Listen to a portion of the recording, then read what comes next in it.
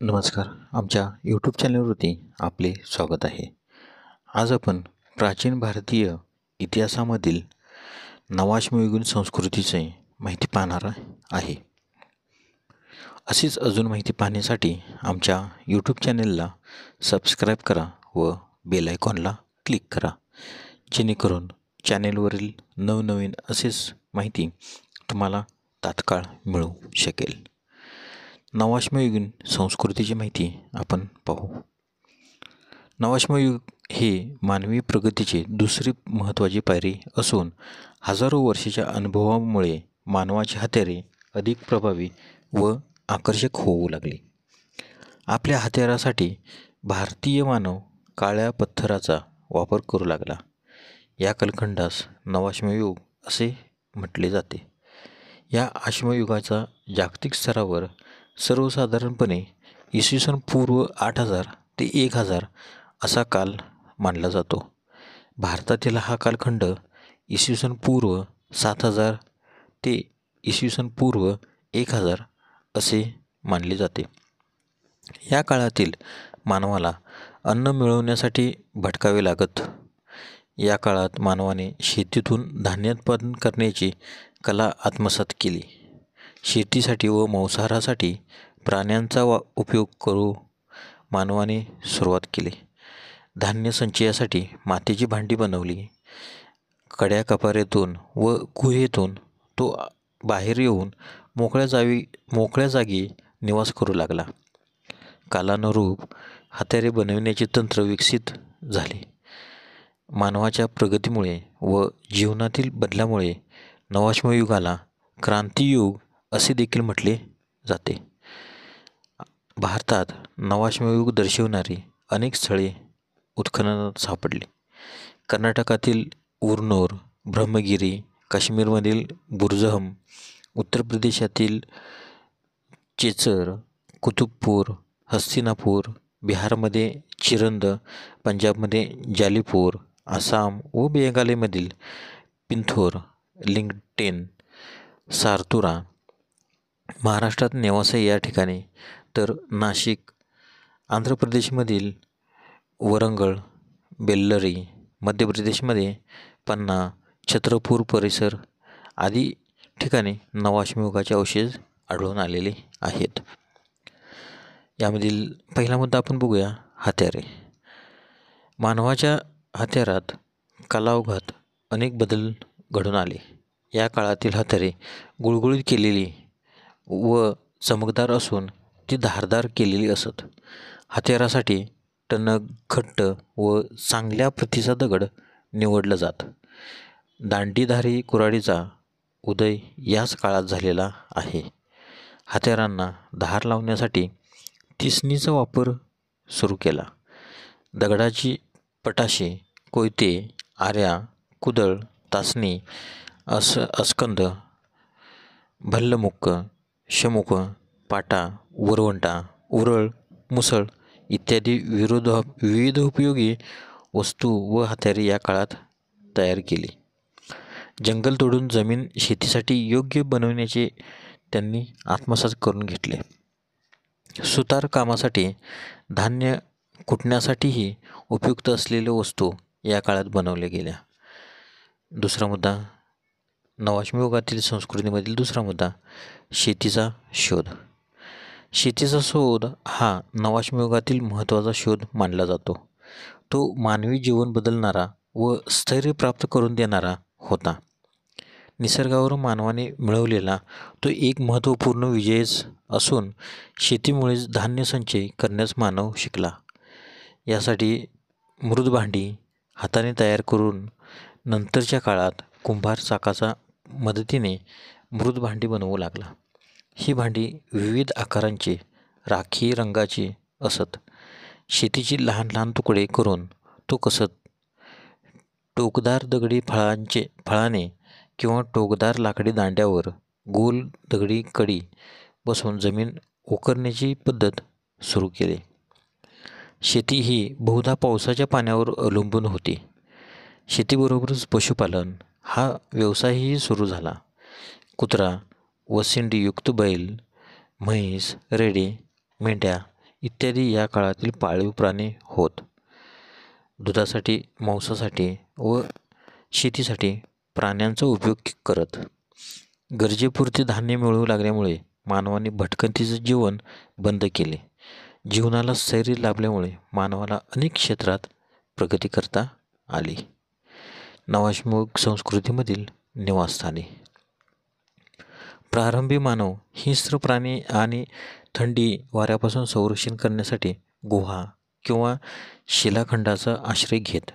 नवाश्मयुगात मानवाला स्थैर्य प्राप्त झाल्यामुळे निवासस्थानात प्रगती होत जाऊन काश्मीर व आंध्र प्रदेशात त्या काळातील घरांचे अवशेष मिळाले. काश्मीरमधील हवामान थंड असल्यामुळे जमिनीत घरे करून राहत. जमिनीत गोलाकार व लंबगोलाकार खड्डे खणून त्या खड्ड्यांच्या तोंडाशी त्याचा व्यास 2.75 मीटर व तळाशी 4.75 मीटर व्यास असे. खड्ड्यात उतरण्यासाठी पायऱ्यांची व्यवस्था केलेली. खड्ड्यांच्या बाजूवर मातीने लिपल्या जात. खड्ड्याच्या तोंडाशी छप्पर घालत. घराचा उपयोग अन्नधान्य ठेवण्यासाठी, हत्यारे ठेवण्यासाठी, झोपण्यासाठी केला जात असावा. दक्षिणेकडील मानव खडकांची आश्रयाने झोपड्या बांधून राहत होते. या झोपड्या गोलाकार असून भिंती मातीने लिपलेल्या होत. धान्य साठवण्यासाठी मोठे रांजण सापडलेले आहेत. झोपड्यांचा उपयोग अन्न शिजवणे, साठवणे व झोपण्यासाठी करीत असावा. या काळात पशूंचे पालन केले जात होते. पशुसाठी मोठमोठे गोठे बांधले गेले. आंध्र प्रदेशात उरनूर येथे 70 मीटर लांब 5 मीटर रुंदीचा गोठ्याचे अवशेष मिळालेले आहेत. रात्री शेणकुटांची होळी पेटवून गोठ्यातील जनावरांचे रक्षण केले जात. नवाश्मयुगीन संस्कृतीमधील आहार. नवाश्मयुगीन मानवाच्या जीवनात प्रगती झालेली दिसून येते. तो धान्य उत्पादक बनला. तो गळिताचे धान्य पिकू लागला. मांसाहाराचाही तो या काळात वापर करीत. मासे त्याच्या आहारात समाविष्ट होते. याशिवाय दूध, दुधाचे पदार्थ, कंदमुळे, फळे इत्यादींचा तो आहार म्हणून वापर करीत असावा. नवाश्मयुगीन संस्कृतीमधील मृद भांडी. नवाश्मयुग काळात मातीच्या भांड्यांचा मोठ्या प्रमाणात वापर केला. ती राखी रंगाची व विविध आकारांची होत. प्रथम ती हाताने केली जात, मात्र चाकाचा शोध लागल्यानंतर त्याच्यामध्ये बदल होत गेले. मृद भांड्यात चंबू, तोटीचा चिंचो, काश्मीरी भांडी, छिद्रयुक्त भांडी, कप, कटोरे असे त्याचे प्रकार होत. भांड्यावर नक्षीकाम करून ती सुबक व नक्षीदार बनवली जात होते. वेशभूषा. नवाश्मयुग काळातील वेशभूषा व अलंकार. नवाश्मयुग काळात मानवाला कपड्याचे व कापडापासून वस्त्र शिवण्याचे ज्ञान प्राप्त झाले. उत्खननात मिळालेल्या भाजलेल्या टकळ्या मिळाल्या. यावरून त्या काळात सूत विणण्याचे ज्ञान होते हे स्पष्ट होते. वस्त्रे कशा प्रकारची होती हे निश्चित सांगता येत नाही. तर या काळातील मानवाला दगडाचे, भासक्या मातीचे, मणी असलेले अलंकार वापरण्याची आवड असावी. दक्षिण भारतातील उत्खननात सोन्याचे मणी सापडलेले आहेत. नवाश्मयुगीन संस्कृतीमधील कला. कलेच्या क्षेत्रात या काळात मानवाने बरीच प्रगती केलेली दिसून येते. शेती विकासाबरोबर कुंभारकला अस्तित्वात होती. वेगवेगळ्या आकाराचे व रंगीत भांडी तयार करून त्यावर कलाकुसरीचे काम तो करू लागला. कापड विणण्याची कला त्याने आत्मसात केली. लाकडाच्या होड्या करून पाण्यावर संचार करण्याची कला त्यांना याच काळात मिळाली. आंध्र प्रदेशातील उत्खननात प्रस्तरखंडावर चित्र काढलेले आहेत. बैल लढण्याची दृश्ये, समूह नृत्य, हत्ती, साप, मगरी इत्यादींची चित्र रेखाटलेले दिसून येते. गेरू, झाडाची साल, पाने, फुले यापासून रंग बनवण्याचे ज्ञान त्यांनी आत्मसात केले. नवाश्मयुगीन धर्मकल्पनांचा उदय. नवाश्मयुगातील शेतीच्या शोधामुळे मानवाला पृथ्वीच्या मातृत्वाची धारणा क्षमतेची कल्पना आलेली. मानवी जीवनावर बरा वाईट परिणाम होणाऱ्या गोष्टीबद्दल वाटणारा आदर व भीती यावर सर्व जीववादीची कल्पना मानवी मनात निर्माण झाली. मानवी सुखासाठी मंत्रतंत्र, यातुविद्या, चेटूक, शांतिका इत्यादी धर्मसमजुती रूढ प्राप्त झाले. मृत व्यक्तीच्या दफनाची विशेष काळजी घेतली जात. दफनाच्या ठिकाणी थडगे बांधित. त्याच्या थडग्यात त्याच्या दैनंदिन वापराच्या वस्तू ठेवत. मृताबद्दल वाटणारा आदर व भीती यातून पितृपूजेची प्रथा रूढ झाली असावी. पशुदैवत, मातृदैवत यांची पूजा होत गेली. धार्मिक जीवनाचे ते एक अंग बनून गेले. मानवाने बुद्धीच्या जोरावर हिंस्र प्राण्यापासून संरक्षण केले. नैसर्गिक साधनांचा आपल्या जीवनाच्या प्रगतीसाठी उपयोग करून घेतला.